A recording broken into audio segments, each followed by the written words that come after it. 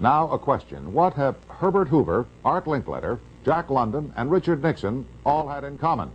Well, they've all been members of the exclusive all-male Bohemian Club in California, where every year at this time, the elite from around the country get together for 2.5 weeks of fun and games. Steve Shepard has this special assignment report. More than 2,000 members of San Francisco's exclusive and all-male Bohemian Club have once again descended on Northern California. These men will spend most of the month of July encamped on some 2,700 acres of pristine and privately owned redwood forest. Forest very much like this.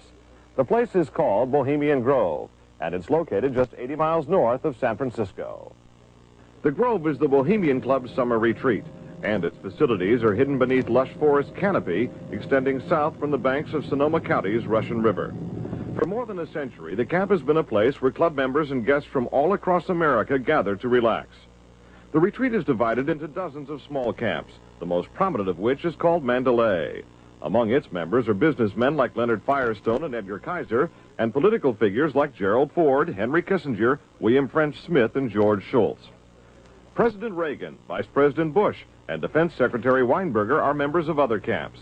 Richard Nixon is a Bohemian, and so are high-ranking executives of such companies as Eastern Airlines, Standard Oil of Indiana, and Bank of America. For the most part, the men of Bohemian Grove are over 50, highly successful, and, according to many employees, politically conservative. Well, each year, many of them seem to have a stunt, or try to come up with a stunt. Last year, in 1980, the popular button was Free the Fortune 500. Membership in the Grove is by invitation only and is determined by such factors as social standing, occupation, and personal connections. Privacy is one of the Grove's most cherished virtues.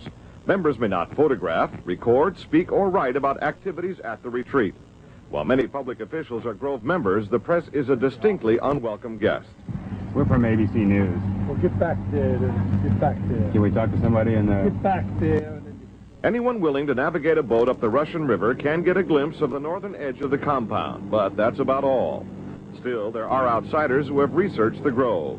Sociology professor William Dumhoff found out enough to write a book on the place. Well, I think it's a playground for the powerful. It's a place where wealthy men from all over the United States gather for 2 weeks to relive summer camp with this ceremony called the cremation of care that begins the 2-week encampment where the body of dull care, symbolizing woes and concerns, is burned on an altar in front of a big owl statue.